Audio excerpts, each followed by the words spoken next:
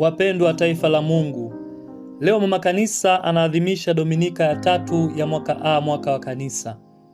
Ni Dominika inayojulikana kama Dominika ya neno la Mungu. Dominika ya leo tunafundishwa kuwa Yesu ni mwanga wa mataifa. Somo la kwanza linaonyesha utabiri uliotabiriwa wakati wa Israeli walipokuwa utumwani kwa Waashuru mwaka 732. Unabii huo unatabiri siku ya Bwana, kwamba siku ya Bwana itawakomboa waliohamishwa na kuwaletea ufalme wa amani na furaha tele, ambao atashika mtoto wa ukoo wa kifalme. Maana kwa huyo mfalme wale waliokwenda katika giza wameona nuru kuu. Wale waliokaa katika nchi ya uvuli wa mauti, nuru imewaangazia. Mtoto huyo ndiye Imanueli anayetajwa katika kitabu cha nabii Isaya sura ya 7 ya 14, yaani Yesu Kristo wa ukoo wa Daudi. Katika Injili takatifu, utabiri huo wa nabii Isaya unatimia pale Yesu anapokwenda Galilaya akianza kazi yake ya ukombozi kwa kuhubiri juu ya ufalme wa Mungu na kuwaita mitume wa kwanza. Maneno ya nabii Isaya yanadhihirisha katika haya ya 16 ya Injili ya leo.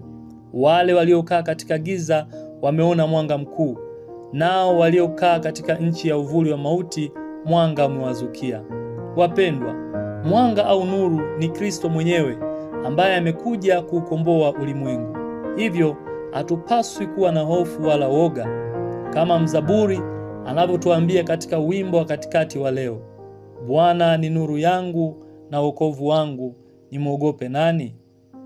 Wapendwa katika Kristo, leo Kristo anatualika mimi na wewe kuwa mwanga, kuangaza kwa ulimwengu kwa mfano wa maisha yetu. Palipo na huzuni tupeleke furaha, palipo na magomvi tuwe suluhisho, palipo na migogoro tupeleke mapatano.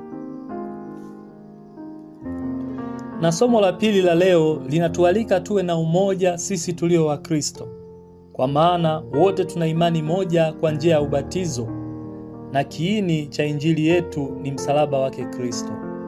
Leo tunapoadhimisha, wapendwa, Dominika ya neno la Mungu, tunaalikwa kulisoma, kulisikiliza, kulitafakari, kuliamini, kulifundisha, kuliishi na kulitangaza. Maana neno lake ni taa ya kutuongoza na mwanga wa njia zetu. Zaburi ya 119 aya 108. Daima wapendwa, tutambue thamani ya Ukristo wetu na kuwa mfano katika jamii, na hapo tutakuwa mwanga wa kweli na nuru ya kweli. Tumsifu Yesu Kristo.